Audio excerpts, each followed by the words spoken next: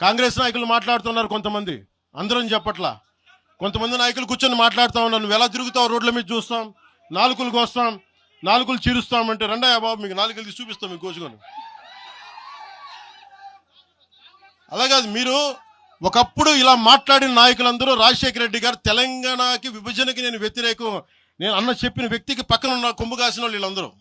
రాజశేఖర రెడ్డి గారు, వైఎస్ రాజశేఖర రెడ్డి గారు బతికున్నప్పుడు ఆ రోజు మీ గొంతులు ఏమైనాయి? ఆ రోజున మీ అందరి గొంతు తెరిచారా మీరు? ఆ రోజున తెలంగాణ గురించి వీళ్ళు మాట్లాడుతూ ఉంటే ఒకటే చెప్తా ఉన్నా, యువరాజ్యం పెట్టిన తర్వాత మొట్టమొదటిసారి నా మీద కేసు పెట్టి పోలీస్ స్టేషన్లో కూర్చోబెట్టింది తెలంగాణ భీమరావు బాడా కోసం.